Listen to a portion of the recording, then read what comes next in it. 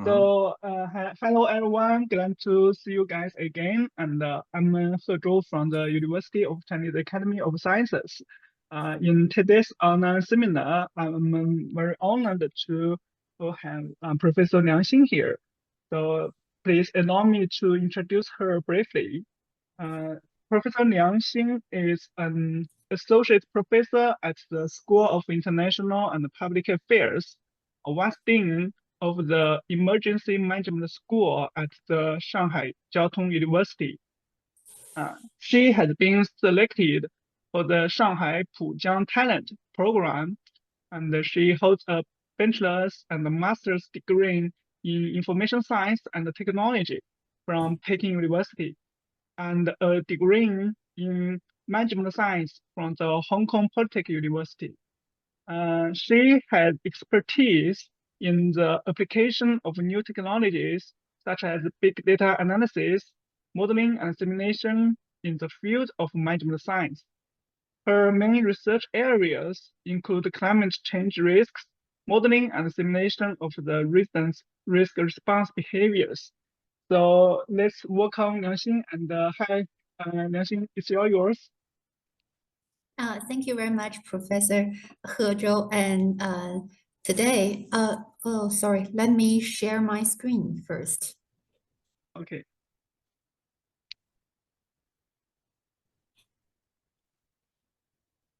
Okay. Can you see my screen now? Yes, very clear. Okay. Okay, I will start. Today, the presentation is about the research on behavioral mechanisms and intervention policies based on modeling and simulation methods. So my research area is focused on the human behavior. And today, I think first I will introduce the research methods on the human behavior, and to explain that why modeling and simulation is a very special method for human behavior. And finally, I will introduce several studies of me and some of my co-authors and groups. Okay, so first, the background. Now the human behavior research is considered as the next frontiers from, I think, 2017. In that year, the Professor Seller got the Nobel Prize, and also Science public essay that predicting human behavior is the next frontiers. And also in the same year, Nature launch named Nature Human Behavior. So this is a new journal in the Nature publication. So I think all of these events all on view that human behavior is very frontiers research areas. So for the human behavior research, there is a very special research method. I think the computational social science. So this paper is published in 2009 by Professor Laser. So after this paper, so most of the researchers about the human behaviors, and then they started to consider that computational methods, especially modeling and simulation, is a very important method for human behavior and also for the whole social science. And 10 years later, in 2020, it's very latest paper by Laser about the computational social science, also published in Science. So after 10 years, I think a lot of papers, publications in this area. And in this time, he proposed this opinion that obstacles and opportunities of computational social science to emphasize for example, research ethics and some incentives must improve. So to summarize the research method for human behavior, I think there are two categories. The first category is induction, and another one is deduction. So for the induction category, includes several research methods, several main research method. First is observation and survey, the big data analysis, experiments, and neuroscience. And for the deduction, I think mainly is about modeling and simulation. So I will explain it later. So for my research area and directions, I think the main framework of my research is followed by this link. First, I focus on environmental risk, that how the human perceived about the, for example, the climate change, the air pollution, and other risk for their health and other part of life. And then these risks or the perceptions of risks can impact on human behavior. For example, there are a lot of different kind of behaviors. For example, the protection behavior. For example, during the very hot weather, and we will turn on the air condition. And during the very cold weather, and we will start the heating system. And this is protection behavior. And another type of behavior named mitigation behavior, that is humans can perceive the climate change risk. And then, for example, they do the energy saving behavior to turn off the light when they are leaving, and other behaviors. So they are the mitigation behavior. So a lot of different kind of behavior, and also like willingness to pay and buy the insurance, different kind of behaviors we can study on. And the last part is the policy design. So for the government, because I'm in the School of International and Public Affairs, so our research area mainly focus on the government and governance. So finally, we will focus on the policy design, that how to make the policy which can influence on the human behavior the most effective. So this is a link of my research. So some of the research may cover the first two, and some of the research will cover all of the three parts. And the foundation of the study is the research methods. For example, the agent-based modeling, simulation, big data analysis, and some traditional method like survey, interview, questionnaire, like that. So that is the whole framework of my research. Then the first part, I will introduce the traditional inductive method very briefly, and it's background to show why the simulation and modeling method is very important and special for human behavior research. So first one is observation. I think this is the most traditional method for human behavior.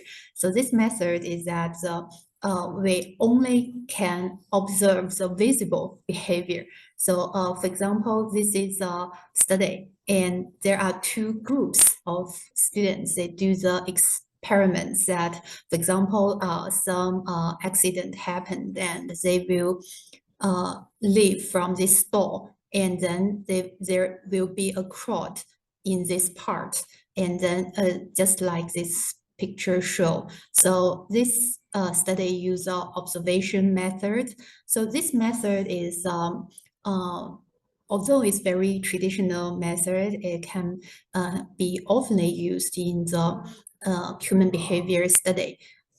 It can find some features and summarize the rules of human behavior. For example, based on these pictures, the scholars can abstract the human behavior, like here, this square is a person, and this arrow means a move from the moving direction. So this is to summarize the rules of moving of individuals. So the observation method is non-intervention. That means the scholar only sees the behaviors of the individuals, but they don't do anything on them. And this method only do the description and no choral interpretation. So there are a lot of cases based on observation method. For example, the paper I showed in the last slide is evacuation behavior to summarize the path selection. And also the daily behavior. For example, when I study on the energy saving behavior, a lot of studies, they observe the daily behaviors of humans. For example, in the office, when they turn off the light, when they turn on the light, and how they use the curve. A lot of behaviors they study based on the observation method, and also purchasing behavior. For example, the energy save, the energy, for example, the energy saving machines and other types of products. So different types of purchases, timing and frequency can use the observation method. The second one is survey, so mainly the questionnaire and interview method. So we're all very familiar with survey method. So it can it is commonly used in human behavior. It can show the patterns of the behavior and can also analyze the influence or impact paths or mechanisms of the behavior. So it's the same as the observation method. It's non-intervention. We only see the results or the mechanisms of the behavior, but we don't do anything on the human. And the second one is explanation focused and no carol interpretation. I think it's similar to the observation. So also a lot of the cases based on this method. So this is this paper published in PNAS, and to show the public perceptions of health risk, which is my research area, for the extreme heat across US states. So it's in this study surveyed on 3 levels: the state level, county level, and also neighborhood level. So it did in very details. The next one, this is my paper published in the last year.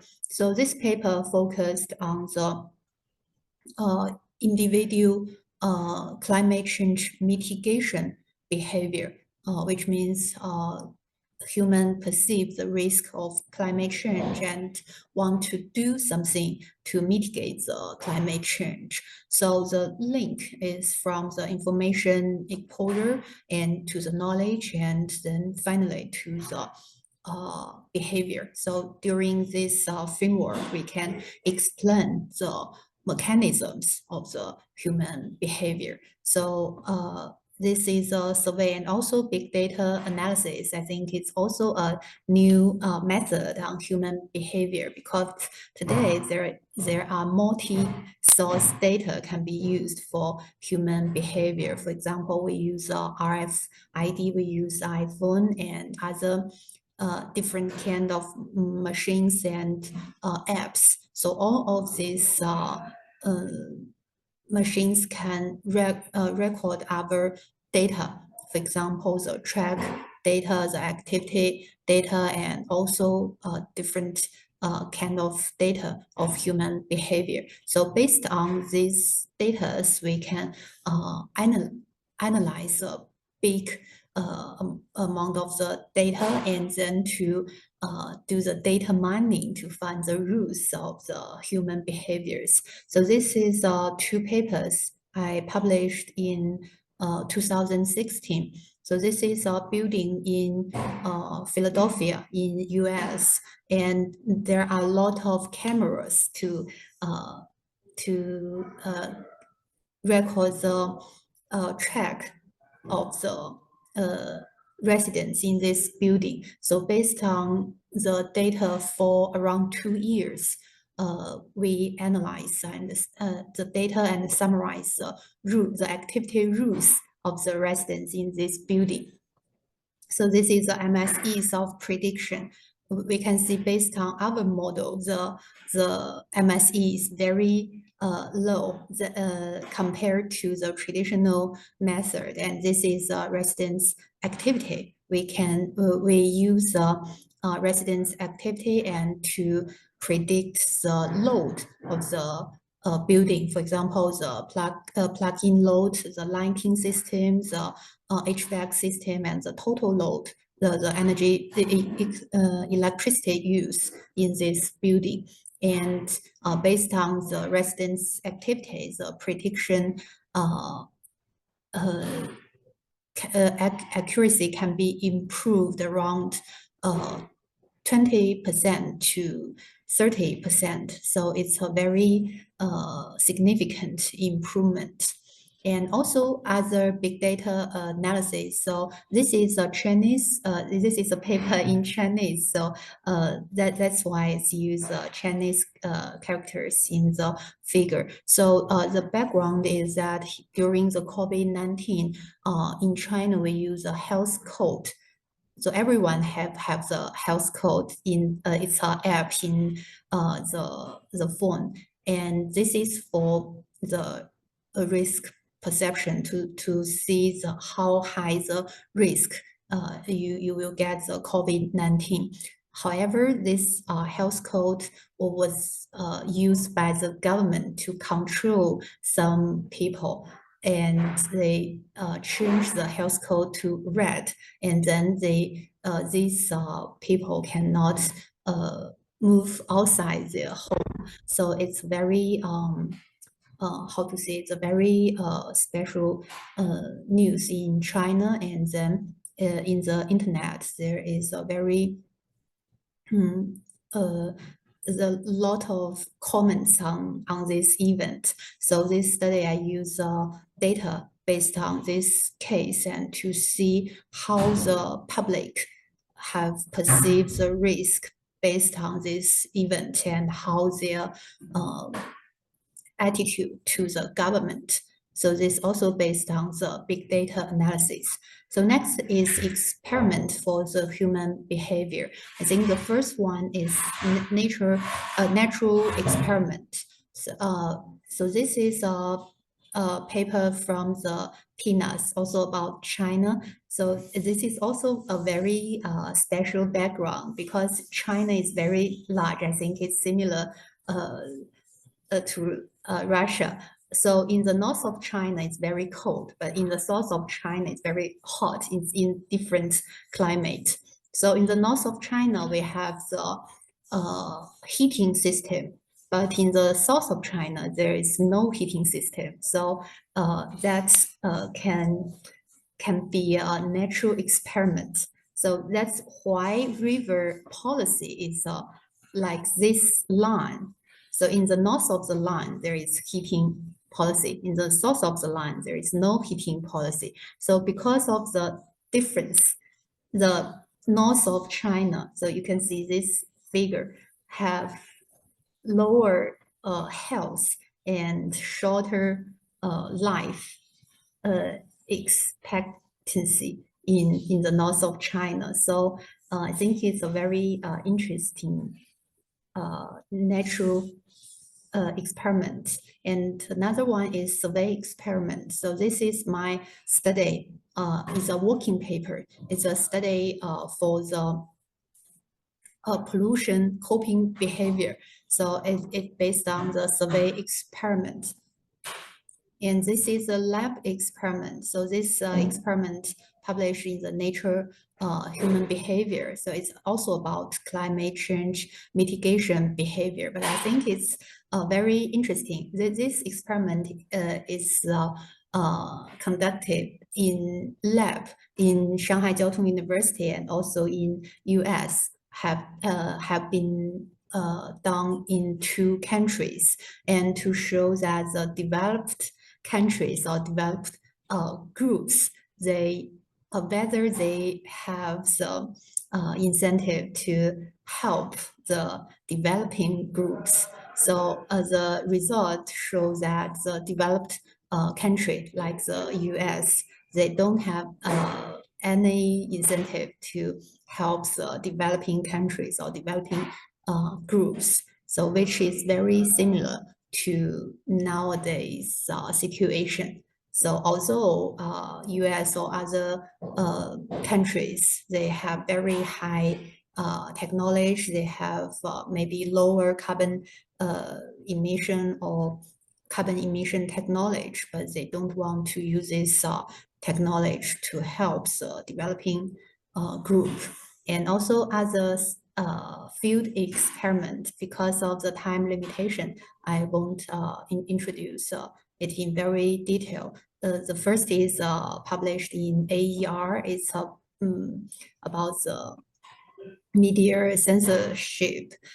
So in China, there is a great firewall that we cannot visit the some website outside China, for example, Google.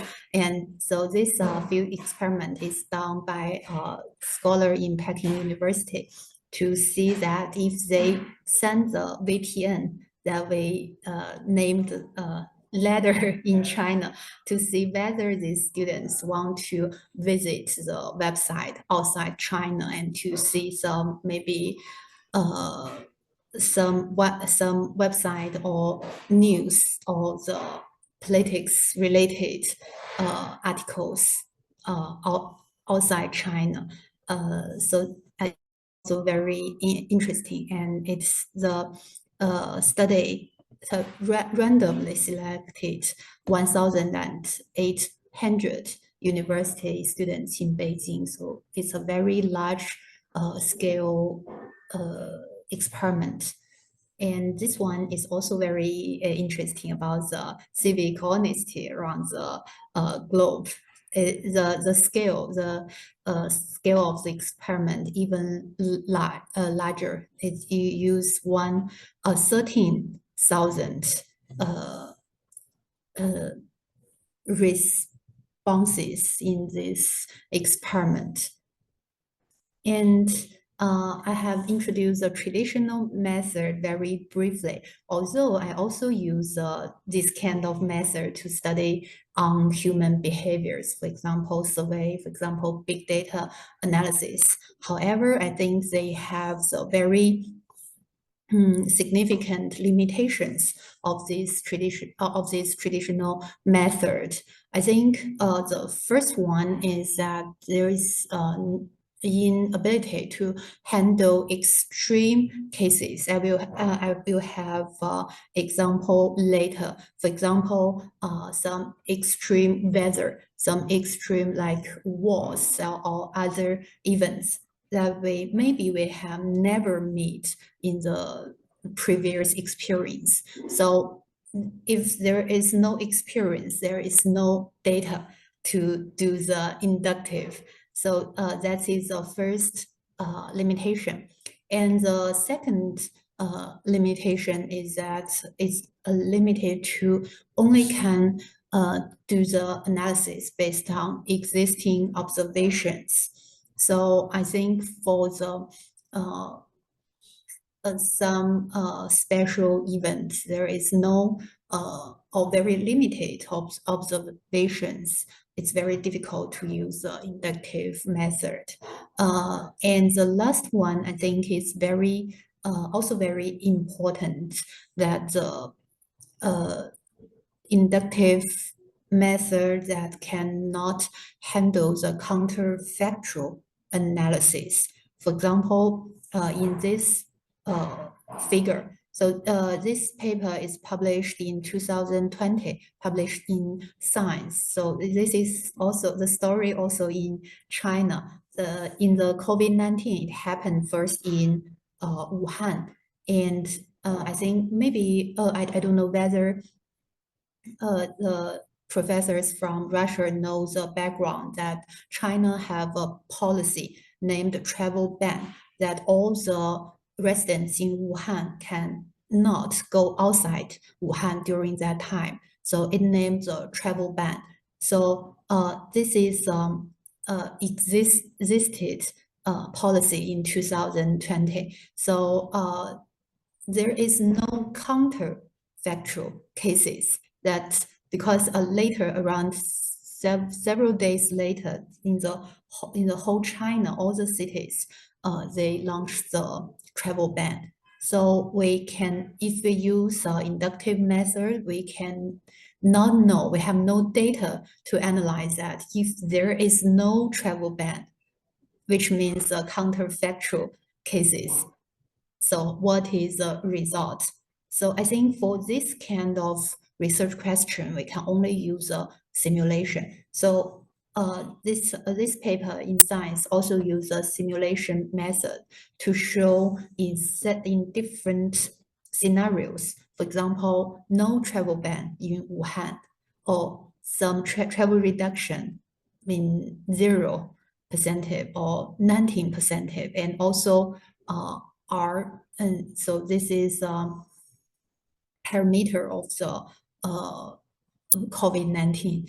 And so in different kind of scenarios, we can see the results. So this blue line is for the no travel ban in Wuhan. And we can see the cases of COVID-19 increase very fast.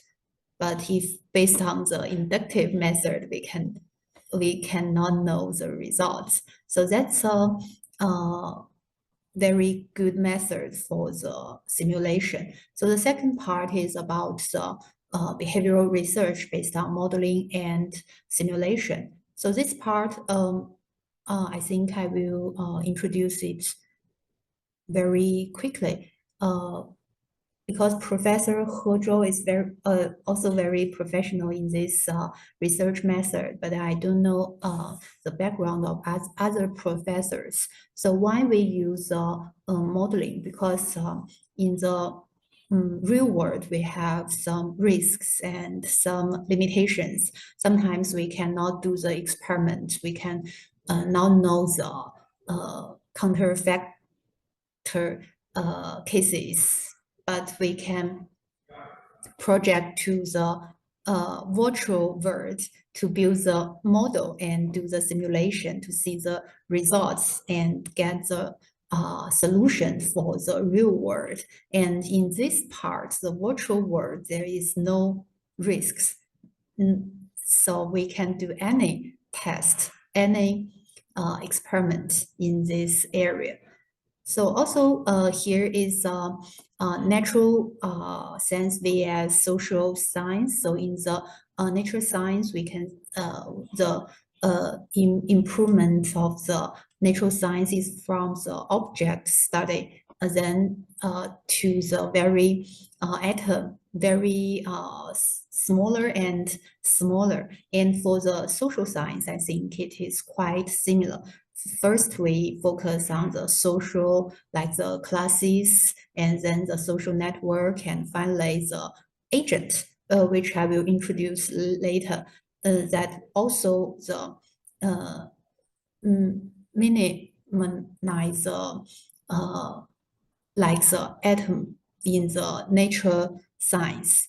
So the energy of different part is from the fire and to the bomb, and the energy is larger and larger. So that's why the direction of the science is to the smaller one, the smaller particles. And so this is a cognitive process in social science. So this part is more systematic and descriptive, and this part is more individual and the constructive. For example, we use system dynamics to see the performance of the whole system, like the the whole population, the media income, and the rate of education to describe the whole system. And then maybe in the second step, we see the relationship among these groups or individuals. Then we use a social network analysis. And finally, we use like the agent-based model focus on each person, each individual person or groups to see the individual characteristics, individual preference, and individual behaviors. So that's it. That's also the progress of the social science. So based on these categories of different level, so the more systematic and descriptive level, I think it's like the system dynamics and then the social network analysis, and the most individual and the constructive is agent-based modeling, also named ABM. So during my PhD study, I start to use agent-based modeling and very familiar with this method, and also think it's a very powerful method, especially for human behavior research. So why use agent-based modeling? I think it's very natural and intuitive way to model the human behavior. For example, each agent can be modeled for an individual person. They have the heterogeneous characteristics. They have the self-interested features, and also we can model the very special rules for each agent. So agent can be a person. And second one is that it's a key towards implementing group relationship and interactions, because in the agent-based modeling there are a lot of agents. It can have the communication between or among these agents. And another one is a bottom-up method. So it can see we can see each behaviors of the person, and then during the emerging method, we can see the whole performance of the system. And also it is a good method for distributed problems, and also is a dynamic method. So what can agent model for? Agent can model for different kind of object. For example, it can model for the individual of human, and also can model for the groups and organizations. For example, each is a firm. I have did a study that the different firms, they have the trading behaviors in the carbon market. So each agent is a firm, and also agent can model for vehicles, for example, the electrical vehicles, and also other kind of vehicles. And some of the study use the agent model for land. For example, each types of the land can be an agent, and how the land use is changed during long time can be studied based on agent-based model. So agent-based model is different from traditional inductive method. First, it can be used for the extreme situation. So this paper published in Science in 2018. So the story is nuclear bomb is in Washington, D.C., the capital in US. So if there is a nuclear bomb in Washington, D.C., what happened in the whole city? So this is a very extreme situation, have never happened in the history. So there is no historical data can be used for this research question. Then for this extreme situation, we can build a model, and each agent is a person. So for example, this agent is for a 27-year-old woman. She's panics and circles hospital while trying to call her roommate. And maybe another agent is a boy, maybe reaches his mother and find his mother is dead.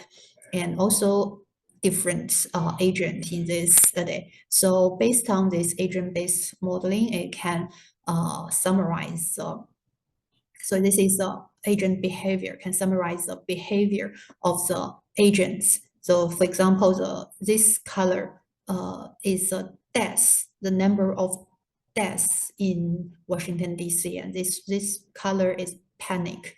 And based on this analysis, we can see the final results of the nuclear bomb in Washington, D.C., and then the counter factual research. So this paper I have showed before is about the COVID-19 in Wuhan. I think this is a very typical counterfactual research. So we can, this study also use the agent-based modeling to find the results of the travel ban policy. So this is a briefly introduction of modeling simulation, especially the agent-based modeling. Then I will introduce several of my study based on agent-based modeling. The first one is about the incentive policy based on agent-based model for energy efficiency retrofit in China. So the research background is energy consumption and greenhouse gas emission is very high in building sector. So in some statistic books that the building sector responsible for nearly half of the energy use in the world. And most of the buildings are existing buildings. So that's why we should do the retrofit for the existing buildings. And in the existing buildings, the main energy use part is public buildings, because the public buildings are around 5 to 15 times than the residential buildings of the energy use. So that's why we choose the public buildings in this study. And when we focus on the public building, there is a way we have searched for the public policies in China and also in the world. Then we see in the world, a lot of countries have emphasized on this area. For example, US, UK, and also in China, all of these countries have the incentive policies for the green retrofit for the public buildings. For example, in China, we have the pilot policies in 4 cities, in Tianjin, Shanghai, Shenzhen, and Chongqing, for the buildings which have been retrofitted, and they will get the incentive by the government.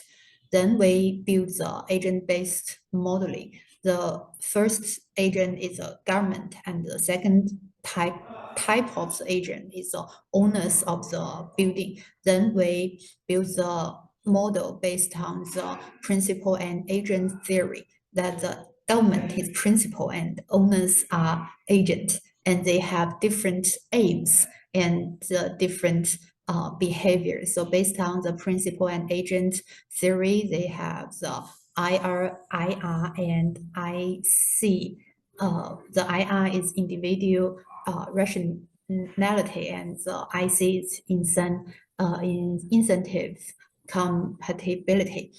So based on this agent model, and then we build a relation of the different stakeholders. So like the government gives the incentive to the building owners, and the building owners have the decision making whether they do the green retrofit. And then if they do the green retrofit, they have the benefit of the environment and the society, and the government can get the benefit of the environment and the society. So it's a very long link.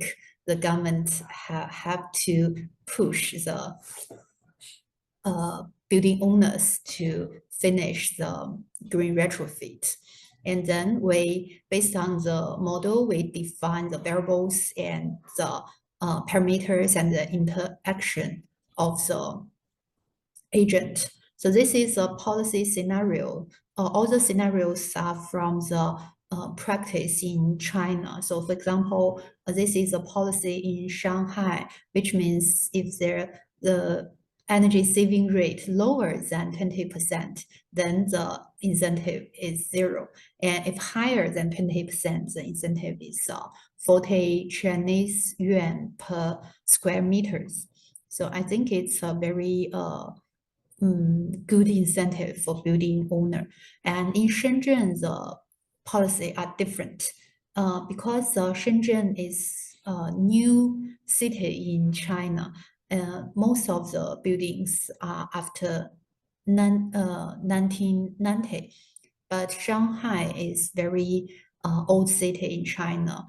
I think a lot of the buildings are more than maybe 50 or 80 or more than 100 years. So the situation in two cities are different.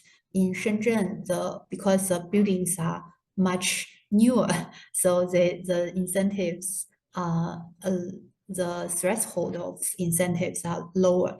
So if the energy saving rate higher than 10%, and then they will get the incentive.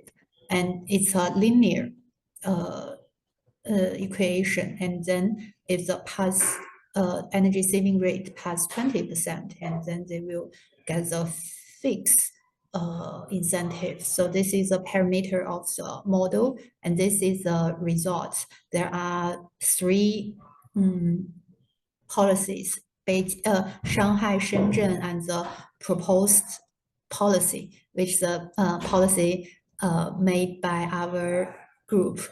So we can see the result. The result shows that the proposed policy is much better than the Shanghai and Shenzhen method. And the second one is about the residents' use of green space. So it's in page this study. I will introduce the background. I think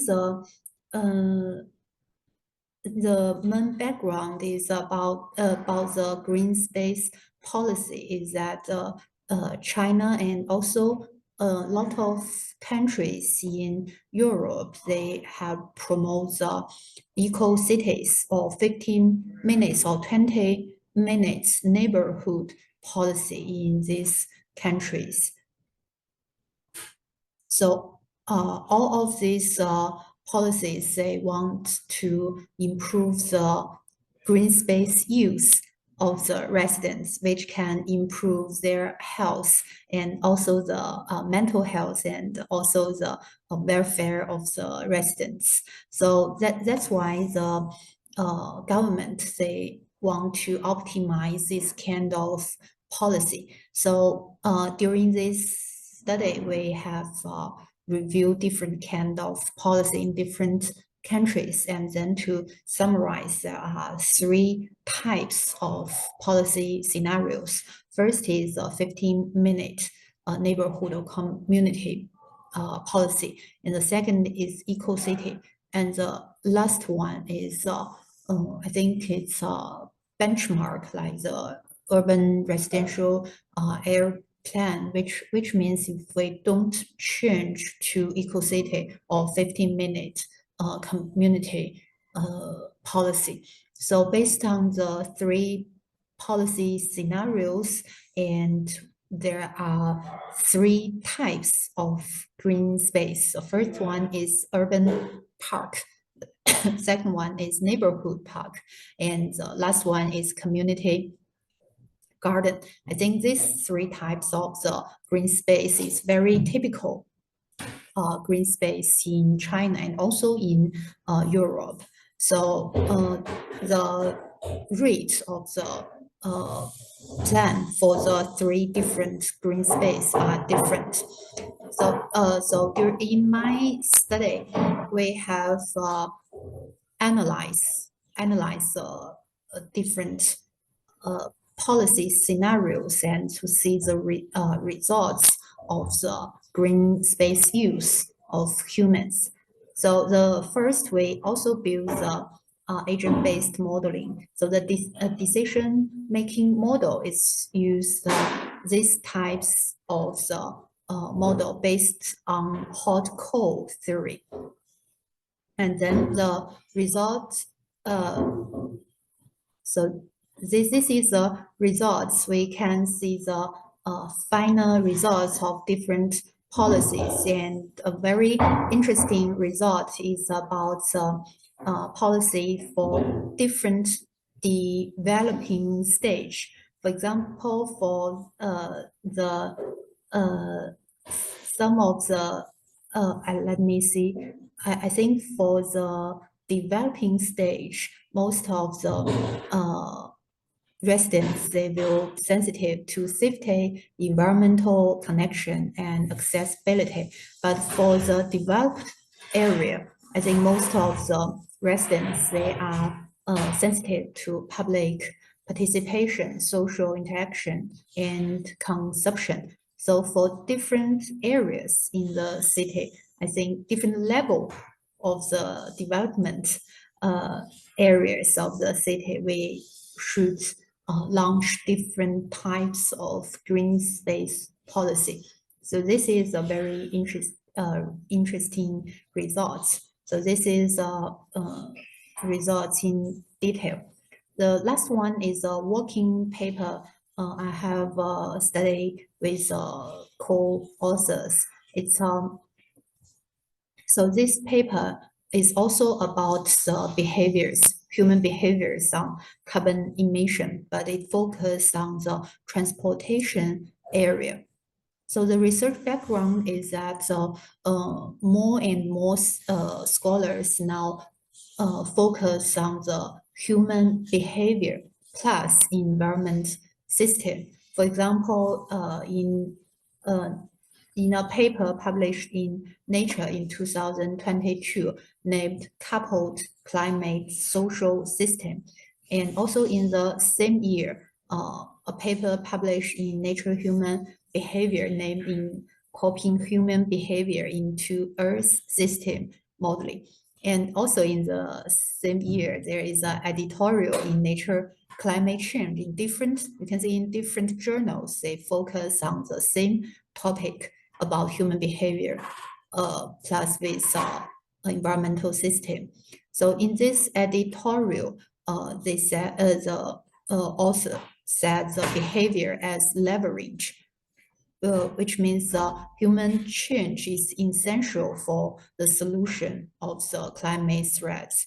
So the policy relevant behavior science studies are needed for shift towards human-centered climate actions.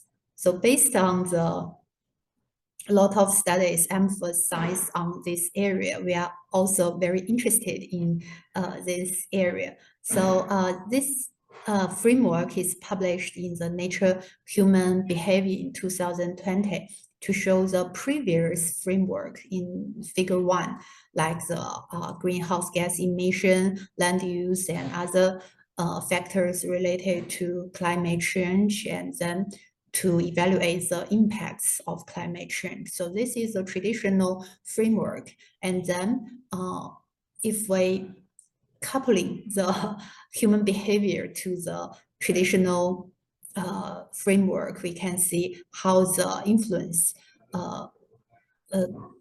come from.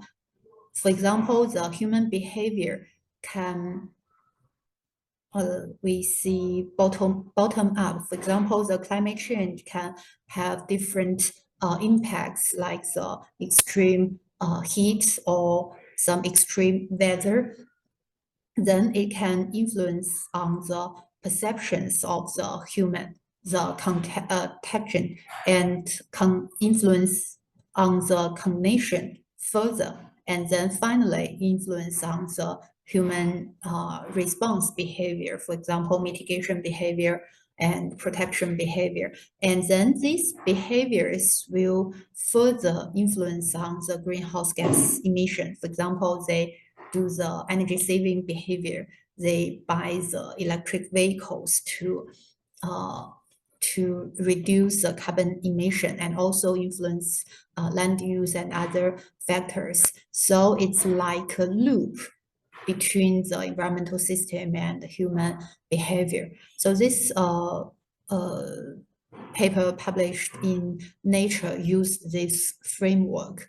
You can see this is climate and then influence on cognition of human being and then influence the opinion of human being, like they are pro environmental or not. And then to influence the adoption of the policy and then to influence the emission and finally influence on the climate change.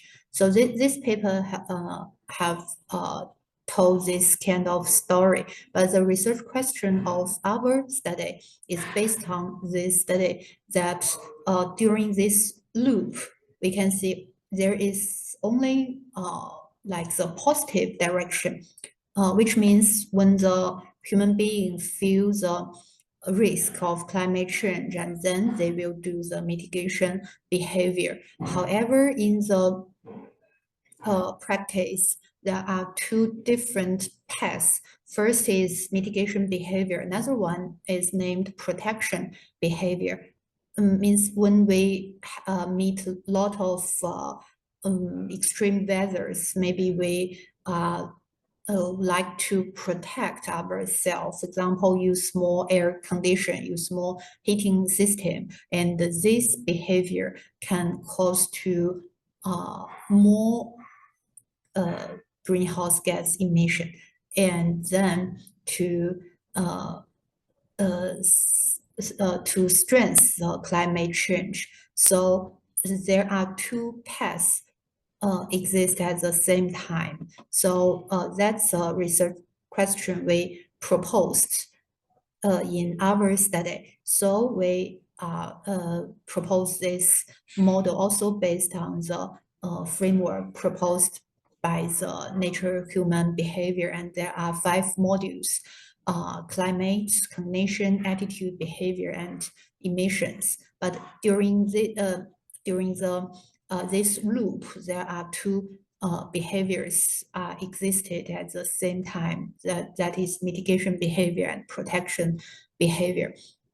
And then we use SSP as policy scenarios and to define the characteristics of the human beings. And this is a preliminary results of this study. For example, in different SSP scenarios, we have the human behavior with human behavior or no human behavior, they have different results. And also this is for the different types of the vehicles, for example, bus, taxi, private car, and motor car. So this is a sensitive analysis of the results to show which factors human beings are sensitive to. And then based on this result, our policy can design to the most sensitive factor. For example, if the social norm is the most sensitive factor, and then the public policy can design for how to improve the social norm of the residents. Okay, that is all my presentation, and I think maybe 10 minutes delayed, and I think yeah, maybe we can have a discussion if you are interested in some part of the presentation. Thank you.